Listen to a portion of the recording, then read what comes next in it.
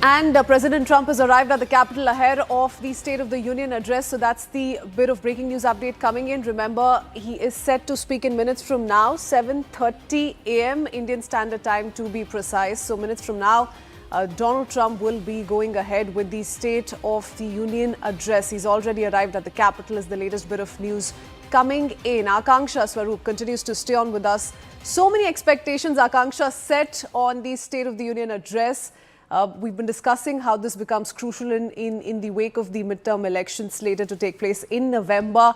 But whether or not this is going to be a speech full of all answers that Americans are waiting for, whether it's going to be an off-the-cuff speech, something that, is still to be seen. What's your big expectation going into, what we're set to witness in minutes from now?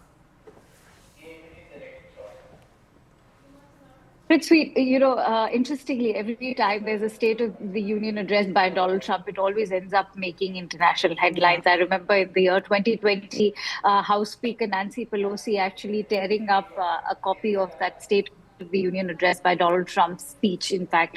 And that moment went viral so much so it even found space in one of the books that was penned on Nancy Pelosi the following year, where she said that if she found it to be a speech of mistruths, and that's why that moment was very liberating. So that's just a bit of a background in terms of how controversial his speeches are. In fact, last year, his address set the record for being the longest address in U.S. Congress history by any U.S. president, which I think lasted for 1 hour, 40 minutes.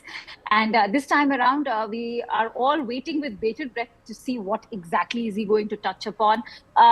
Critics, of course, are talking about how he will be referring to migration because the current Trump administration is taking immense pride in how the law enforcement has managed to curb that. But in my view, I think it is going to be the issue of tariffs, which he will have to touch upon, because currently the White House, the Capitol Hill, which is where this is going to be taking place, is going to be packed with not just the House Speaker, the Republicans. It's going to be a bipartisan presence, and more importantly, the judiciary. We'll have to see if the Chief Justice is going to be seated in the front row, and this is going to be Chief Justice John Roberts, who was the one who came up with that very controversial, legendary ruling when they actually cancelled Donald Trump's decision on invoking the IEEPA Act, the Emergency Act, under which he's in fact imposed those tariffs.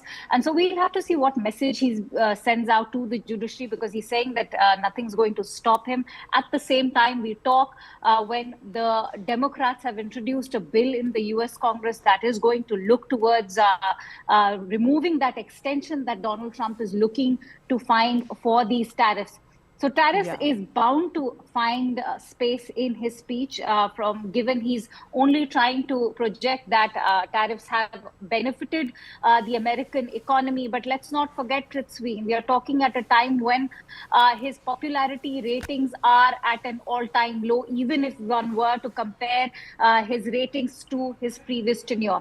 So much rests on how he wants to shape up the narrative surrounding the American economy, surrounding the contribution that the US economy has been making to the world. And let's not forget, he's been doing that in the last 1 year. The mediation claims that he's been making about ending the number of wars. You could perhaps also hear a word on that as well. Prithvi.